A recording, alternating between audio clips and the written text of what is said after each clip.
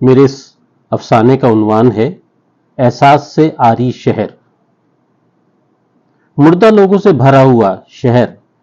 یہاں کفن ہی کفن ملتے ہیں، حد نگاہ کتبے ہی کتبے ہیں، ڈھانچے ہی ڈھانچے، جیسے شہر نہ ہو ایک بہت بڑا قبرستان ہو، ہر قبر ایک دوسرے سے نزدیک مگر ایک دوسرے سے غافل، برابر میں کون ہے نہیں معلوم، اوپر نیچے کتنے ہی دفن ہیں، کسی کو کسی کی خبر نہیں، بے ہنگم شور، ہر مردہ اپنی میں مگن، کسی کے قدم نہیں رکتے، پھر سلام دعا کیسی، خیریت کس سے معلوم کریں؟ اسے بھی یاد نہیں رہا تھا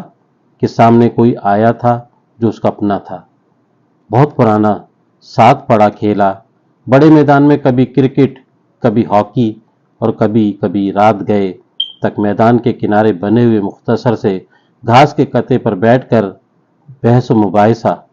سب بھول گئے، کچھ یاد نہیں، اسے بھی اور اسے بھی، پھر کیسی شناسائی، کیسی رفاقت، وہ بھی بھول گیا، یہ بھی، سب دوڑ رہے ہیں جیسے سب سے آگے جانے والے کو بہت بڑا انعام ملے گا، کیسا انعام کسی کو خبر نہیں، مگر تیزی میں اور تیزی آتی جا رہی ہے، روڈ پر ٹریفک کا اجدہام ہے، اچانک شور اٹھا، دو گاڑیاں آپس میں ٹکرا گئیں، درمیان میں غریب سائیکل سوار آ گیا، پتہ چلا مر گیا، کسی کو اس کا خیال نہیں، اب وہ ایک لاش ہے، کفن پہنا اور ورثہ کے حوالے کر دو، مگر جو کار کا نقصان ہوا ہے وہ بہت زیادہ ہے، لہذا کفن نہیں پہنایا جا سکتا، تیزی میں کوئی کسی کو نہیں پکڑ سکتا، سڑک کے درمیان میں پڑی لاش ٹریفک کی روانی میں مخل ہو رہی ہے، ایک بے یار و مددگار لاش، ایک خدا ترس آگے بڑھا، فٹ پاتھ کی طرف لاش گھسیٹی، یہ دیکھنے کے لیے کہ کہاں رہتا تھا،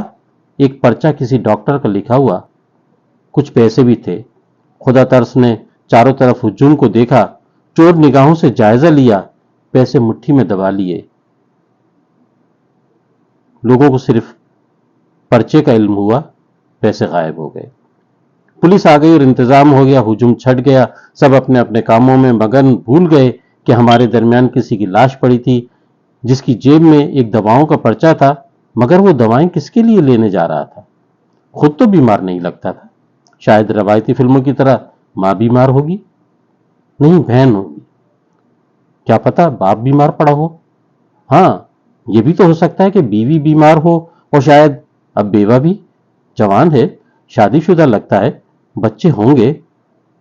وہ یتیم ہو گئے، اف چھوڑ دو یار، اپنا کیا لگتا ہے، ہاں بھائی آپ کو کیا چاہیے، ہاں ہاں جی موجود ہے، صرف 70 روپے کی ہے، نہیں جی زیادہ نہیں بتائے، بس اتنے ہی ہوں گے،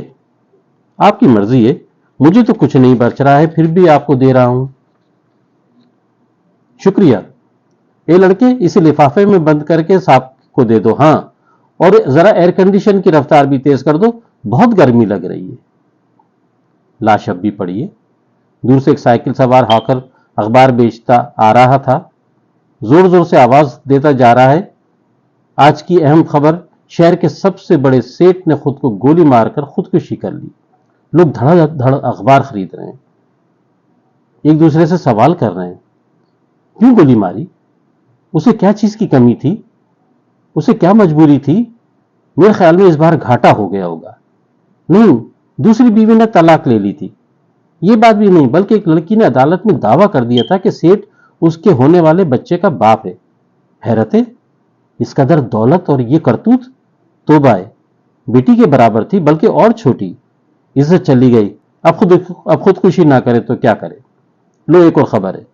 لکھا ہے کہ اپنی وصیت میں سیٹ نے بے سہارا مرکز کے لیے 5 لاکھ روپے وقف کیے ہیں، چلو ایک نیک کام تو کیا، گناہوں کا کفارہ ادا کر دیا، مگر وہ بچہ، اجی توبہ توبہ، سب اپنے اپنے کاموں میں لگ گئے، دھوپ بہت تیز ہے، خوانچہ فروش اپنا ٹھیلا پیچھے ہٹا رہا ہے، دکان کے سائے میں، مگر دکان والے نے جھاڑ دیا، کہیں اور لگاؤ اپنا ٹھیلا، خوانچہ فروش کا منہ لٹک اتر گیا، واپس دھوپ میں آ کر کھڑا ہو گیا، اچانک دھوپ میں بھی شدت آ گئی،